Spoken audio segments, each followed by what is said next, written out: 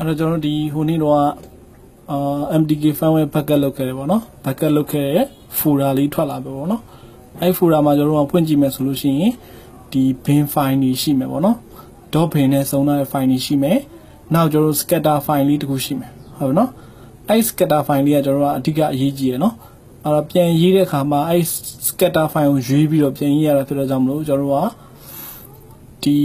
ပြန်ရေးရင် scatter file လေးကအရေးကြီးပါတယ်နော်marker box လောက်တာလေးကိုနှစ်ချက်နှိပ်ပြီးဖွင့်မယ်နော်ဒါကျွန်တော်တို့ဒီ firmware ကိုပြန်ရေးတဲ့အပိုင်းပေါ့နော်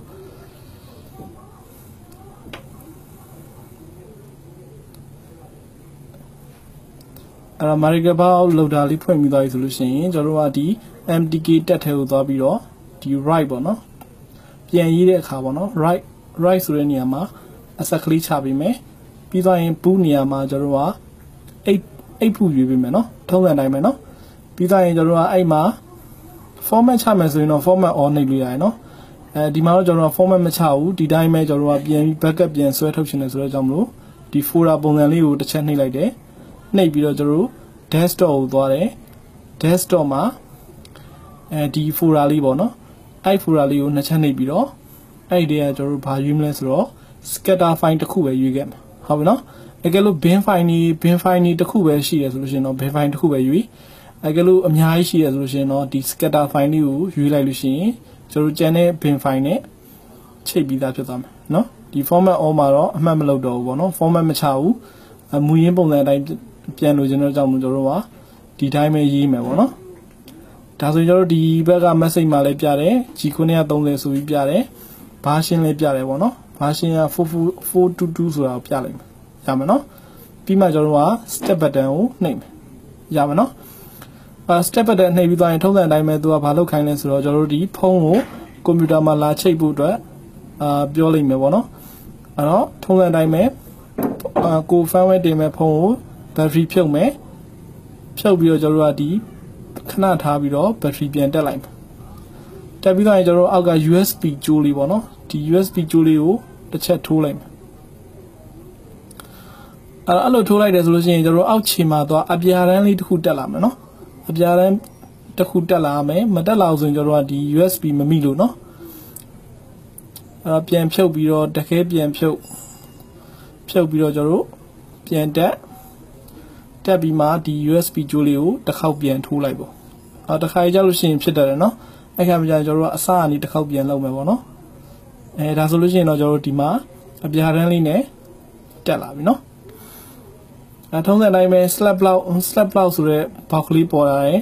အဲ့ဒီဘောက်မှာကျွန်တော်တို့ကဒီဟာတွေကိုသွင်းမှာလားဆိုပြီးတော့မေးလိုက်မယ်ဟုတ်ပြီနော်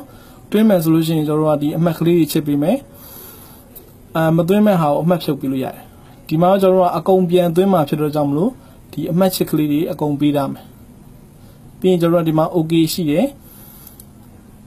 ဒီ OK လေးကိုနှိပ်ပေးရမယ်ပေါ့နော်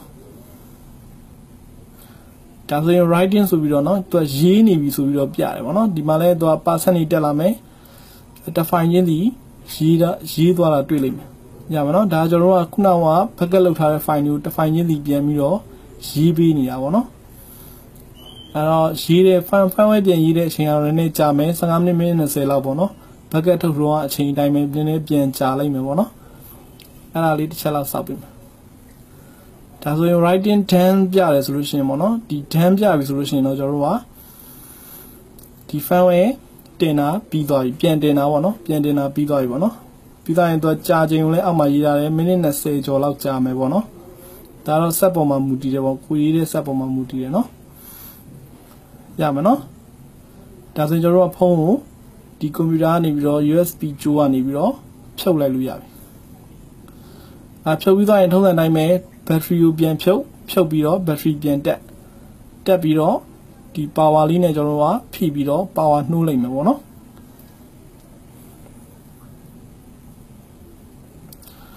ဖုန်းကကျွန်တော်တို့ကဒီ backup ထုတ်ပြီးတော့ restore ပြန်လုပ်တာဖြစ်တော့ကြောင့်မလို့ကျွန်တော်တို့ဒီစက်ရုံကထုတ်တဲ့အတိုင်းတော့မဖြစ်ဘူးပေါ့နော်ငကိုရှိတဲ့ဟာအတိုင်းပေါ့နော် data အတိုင်းပြန်ပြီးတော့ရမယ်ပေါ့နော်ငကိုကျွန်တော်တို့ပုံတွေထည့်ထားရဲဆိုပြီးပုံတရားထည့်ထားရဲဆိုလို့ရှိရင်ပုံတရားလုံးပြန်ထွက်မယ်ပေါ့နော်ဘာကြောင့်လဲဆိုတော့ကျွန်တော်တို့ကဒီ flat လုပ်တဲ့အခါမှာအကုန်လုံး backup ကိုပြန်ဆွဲထားရတဲ့ကြောင့်မလို့နော်ရမယ်နော်